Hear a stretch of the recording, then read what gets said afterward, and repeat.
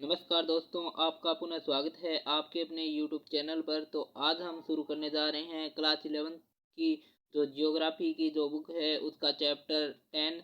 तो चैप्टर का नेम है वायुमंडलीय परिसंचरण तथा मौसमी प्रणालियाँ, जिसमें हम वायुमंडलीय दाब, वायुदाब की ह्रास, कोरिओलिस बल और पवनों के प्रकार आदि के बारे में पढ़ेंगे। तो हम वीडियो को शुरू करते हैं, आगे की ओर बढ़ते हैं हम।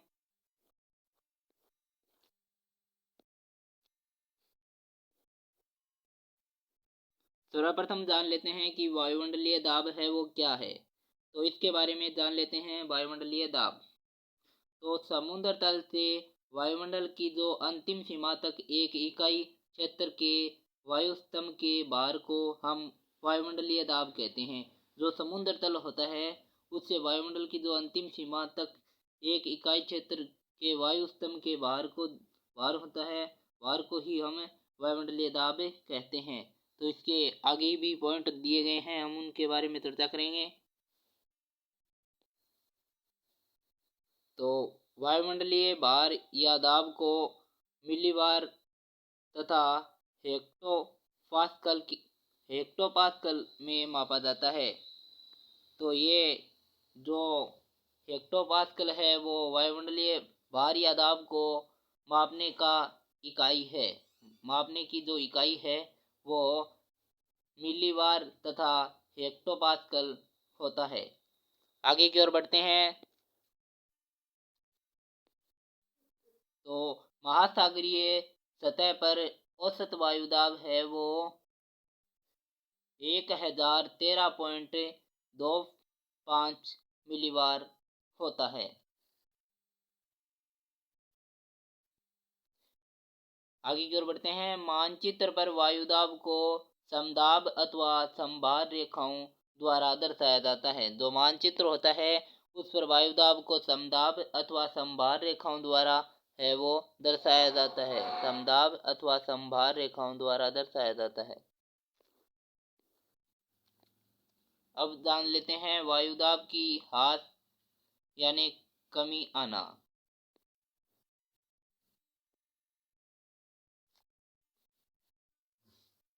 तो वायुदाब वायुदाब है वो वायुमंडल के निचले हिस्से में अधिक तथा ऊंचाई बढ़ने के साथ तेजी से घटता है। ये ह्रास स्तर प्रति 10 मीटर की ऊंचाई पर 1 मिलीबार होता है। प्रत्येक 10 मीटर की ऊंचाई पर है वो 1 मिलीबार होता है। अब जान लेते हैं समदाब रेखाएं हैं उनके बारे में हम जान लेते हैं। तो समुद्र तल से एक समान वायुदाब वाले स्थानों को मिलाते हुए खींचे जाने वाली जो रेखाओं को समदाब रेखाएं कहते हैं। जो समुद्र तल होता है उससे एक समान वायुदाब वाले स्थानों को मिलाते हुए खींची जाने वाली रेखाओं को ही समदाब रेखाएं कहते हैं। ये समान अंतराल पर खींची जाती है। ये समान अंतराल पर खींची जाती है। समदाब रेखाओं का पास या दूर होना क्या प्रकट करता है, तो इसके बारे में जान लेते हैं। इसके तो समदाब जो रेखाएं हैं यदि पास पास है तो दाब प्रवणता अधिक और दूर है तो दाब प्रवणता कम होती है। यानी यदि पास है समदाब रेखाएं तो दाब प्रवणता है वो अधिक होगी और दूर है तो दाब प्रवणता कम होगी।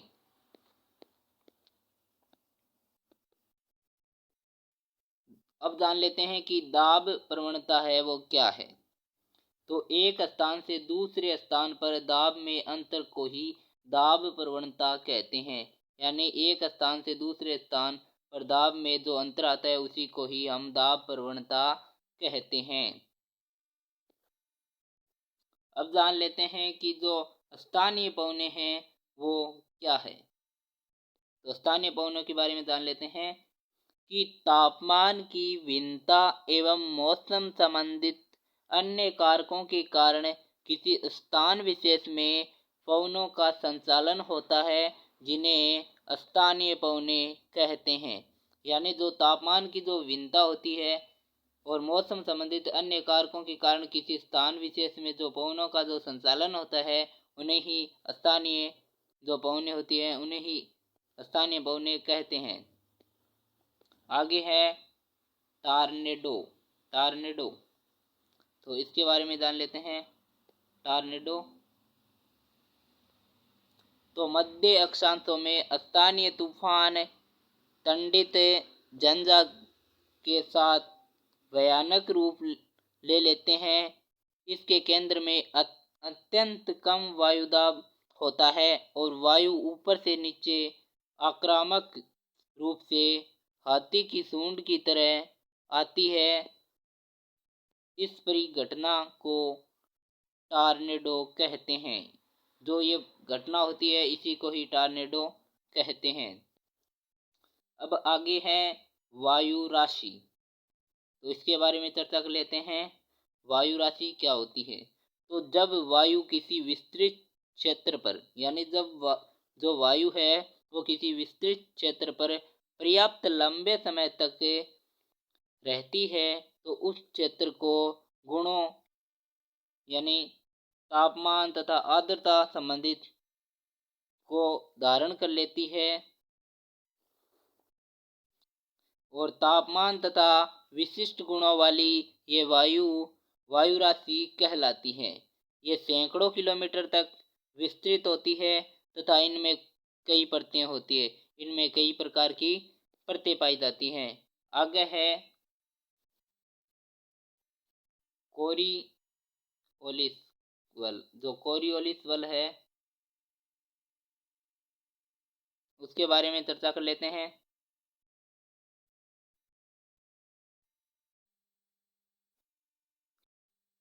तो इसके बारे में चर्चा है वो हम शुरू करते हैं। तो पवन सदैव समदाब रेखाओं के आर पार उच्च दाब से निम्न वायु दाब की ओर ही नहीं चलती। वे पृथ्वी के घूर्ण के कारण विक्षेपित भी हो जाती है।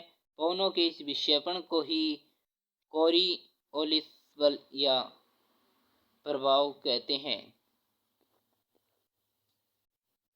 अब कोरियोलिस बल प्रभाव किस प्रकार पवनों की दिशा को प्रभावित करता है, इसके बारे में भी जान लेते हैं। तो इस बल के प्रभाव से पवने उत्तरी गोलार्ध में अपने दाईं ओर तथा दक्षिणी गोलार्ध में अपने बाईं ओर मुड़ जाती है। कोरियोलिस बल का प्रभाव विषुवत वृत्त पर शून्य तथा ध्रुवों पर अधिकतम होता है। इस विक्षेप को फेरेल नामक वैज्ञानिक ने सिद्ध किया था, अतः इसे फेरेल का नियम कहते हैं। अब जान लेते हैं पवनों के प्रकार।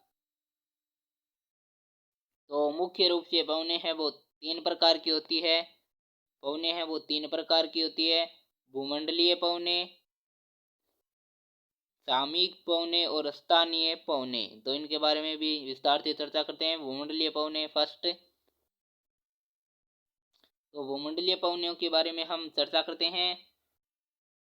पृथ्वी के विस्तृत क्षेत्र पर एक ही दिशा में वर्ष भर चलने वाली पवनों को भूमंडलीय पवने कहते हैं। यानी पृथ्वी की जो विस्तृत जो क्षेत्र होता है उस पर एक ही दिशा में जब पवने वर्ष भर चलती है तो उस पवनों को हम भूमंडलीय पवने कहते हैं। ये पवने एक उच्च वायुदाब कटिबंध से दूसरे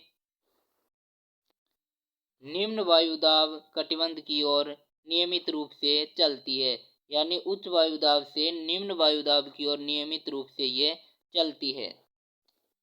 और ये तीन प्रकार की होती है और ये भी तीन प्रकार की होती है। इनके प्रकारों की भी हम चर्चा करेंगे। सन्मार्गी या व्यापारी पवने, पछुआ पवने और ये ध्रुवी पवने हैं। ध्रुवी पवने। अब बात कर लेते हैं सन्मार्गी या व्यापारिक पवने। उपोष्ण उच्च वायु दाब कटिबंधों से भूमध्य रेखीय निम्न वायु दाब कटिबंधों की ओर चलने वाली जो पवनें हैं वो सन्मार्गी पवनें कहलाती है। यानी उपोष्ण उच्च वायुदाब है वो कटिबंधों से भूमध्य रेखीय निम्न वायुदाब कटिबंधों की ओर चलने वाली पवनों को सन्मार्गी पवनें कहते हैं। कोरियोलिस बल के अनुसार ये अपने पथ से विक्षेपित होकर उत्तरी गोलार्ध में उत्तर पूर्व दिशा में तथा दक्षिणी गोलार्ध में दक्षिण पूर्व दिशा में चलती है। नेक्स्ट है व्यापारिक पवनों को अंग्रेजी में ट्रेड विंड्स कहते हैं। जर्मन भाषा में ट्रेड का अर्थ निश्चित मार्ग होता है। और आगे की ओर देखते हैं, विषुवत वृत्त तक पहुँचते पहुँचते ये जलवाष्प से संतृप्त हो जाती है तथा विषुवत वृत्त के निकट पूरे साल भारी वर्षा करती है। अब बात करते हैं पछुआ पवनें। तो उच्च वायुदाब कटिबंधों से उपध्रुवीय निम्न वायु दाब कटिबंधों की ओर बहती है, जो पछुआ पवनें होती है वे। और नेक्स्ट है इसका पॉइंट है, दोनों गोलार्ध में इनका विस्तार 30 डिग्री अंश से 60 डिग्री अक्षांशों के मध्य होता है। यानी दोनों गोलार्धों में इनका जो विस्तार है वो 30 डिग्री अक्षांश से 60 डिग्री अक्षांशों के मध्य होता है। नेक्स्ट है उत्तरी गोलार्ध में इनकी जो दिशा है वो दक्षिण पश्चिम तथा दक्षिण गोलार्ध में उत्तर पश्चिम से होती है। अब जान लेते हैं ध्रुवीय पवनें। तो ये पवनें ध्रुवीय उच्च वायुदाब कटिबंधों से उपध्रुवीय निम्न वायुदाब कटिबंधों की ओर चलती है। यानी ये पवनें हैं वो ध्रुवीय उच्च वायुदाब कटिबंधों से उपध्रुवीय निम्न वायुदाब कटिबंधों की ओर चलती है। इनका जो विस्तार है वो दोनों गोलार्धों में, ये गोलार्ध होगा,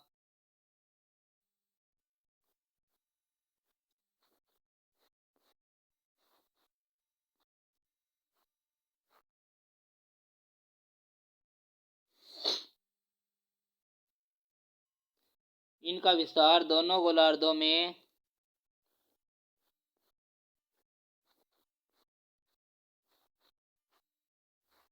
दोनों गोलार्धों में 60 डिग्री अक्षांशों और ध्रुवों के मध्य है। और बर्फीले क्षेत्रों से आने के कारण ये पवनें अत्यंत ठंडी और शुष्क होती है। अब बात कर लेते हैं सामयिक पवन। सामयिक पवनें हैं उनके बारे में बात कर लेते हैं। ये पवनें जो ऋतु या मौसम के अनुसार अपनी दिशा परिवर्तित करती है उन्हें सामयिक पवनें कहते हैं। मानसूनी पवनें इसका अच्छा उदाहरण है। अब बात कर लेते हैं स्थानीय पवनों की। ये पवनें भूतल के गर्म व ठंडा होने की भिन्नता से पैदा होती है। यह स्थानीय रूप से सीमित क्षेत्र को प्रभावित करती है। स्थल समीर व समुद्र समीर, लू, फोन, चिनुक, मिस्ट्रल आदि ऐसी स्थानीय पवनें हैं। अब बात कर लेते हैं मानसूनी पवनों की। तो मानसून शब्द है वो अरबी भाषा के मौसम शब्द से बना है जिसका अर्थ ऋतु है। अतः मानसूनी पवनें वे पवनें हैं जिनकी दिशा मौसम के अनुसार बिल्कुल उल्टी होती है।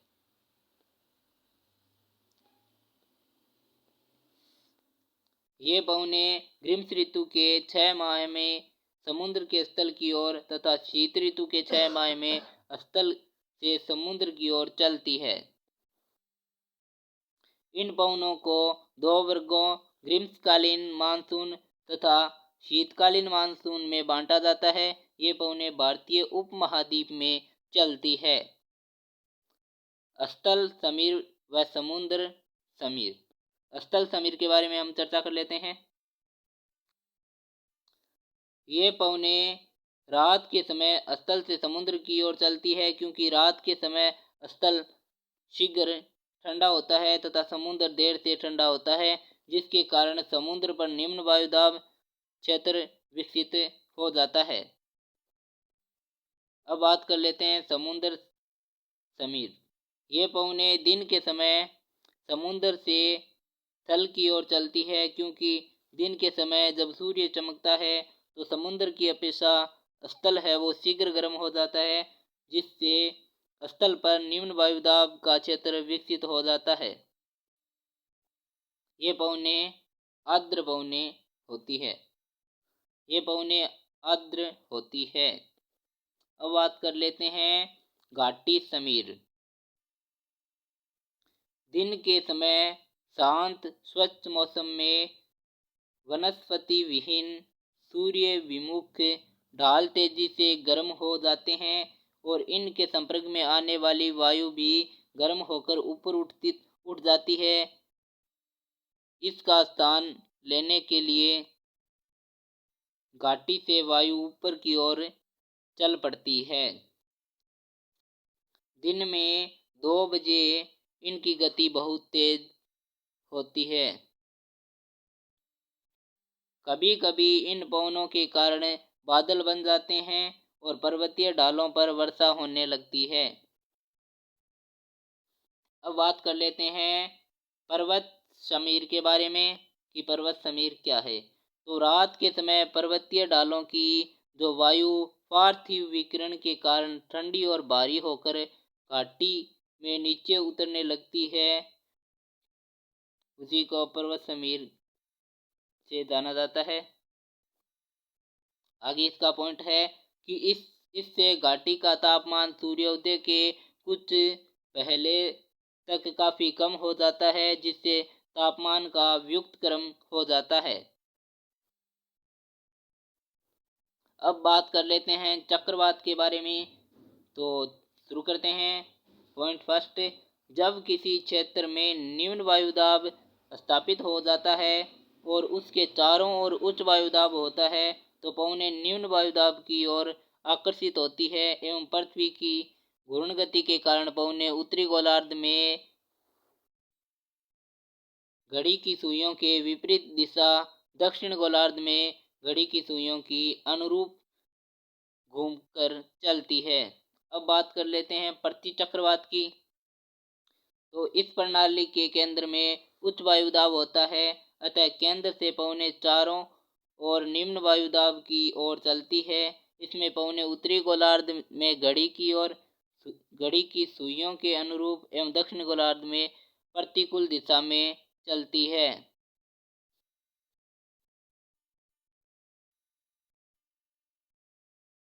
अब बात कर लेते हैं वातागर की। जब दो भिन्न प्रकार की वायु राशियां मिलती है तो उनके मध्य सीमा क्षेत्र को वाताग्र कहते हैं। ये 4 प्रकार के होते हैं। इनके प्रकार 4 होते हैं: शीत वाताग्र, उष्ण वातान और उष्ण वातान, अचर वाताग्र और अधिविष्ट वाताग्र। तो वायुदाब का क्षैतिज वितरण। अब बात कर लेते हैं वायुदाब के क्षैतिज वितरण की। तो वायुमंडलीय दाब के अक्षांशीय वितरण को वायुदाब का क्षैतिज वितरण कहते हैं। जो वायुमंडल के अक्षांशीय जो वितरण होता है उसी को वायुदाब का क्षैतिज वितरण कहते हैं। विभिन्न अक्षांशों पर तापमान में अंतर तथा पृथ्वी के घूर्ण के प्रभाव से पृथ्वी पर वायुदाब के 7 कटिबंध बनते हैं, जो इस प्रकार है। फर्स्ट है विषुवतीय निम्न वायुदाब कटिबंध। तो इसमें है इस कटिबंध का विस्तार 5 डिग्री उत्तर और 5 डिग्री दक्षिण अक्षांशों के मध्य है। इस कटिबंध में सूर्य की किरणें साल भर सीधी पड़ती है, अतः यहाँ की वायु हमेशा गर्म होकर ऊपर उठती रहती है। इस कटिबंध में पवनें नहीं चलती, केवल ऊर्ध्वाधर यानी लंबवत संवहनीय वायुधाराएं ही ऊपर ही ओर उठती है। अतः यह कटिबंध पवन विहीन शांत प्रदेश बना रहता है, इसलिए इसे शांत कटिबंध या डोल्ड्रम कहते हैं। अब बात कर लेते हैं उपोष्ण उच्च वायुदाब कटिबंध की। यह कटिबंध उत्तरी और दक्षिणी दोनों ही गोलार्धों में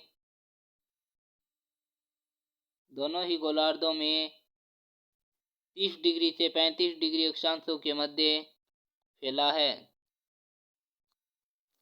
इस कटिबंध में वायु लगभग शांत एवं शुष्क होती है।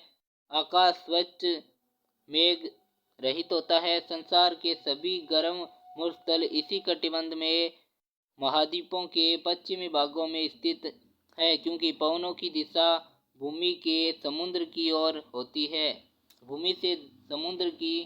होती है, अतः ये पवनें शुष्क होती है।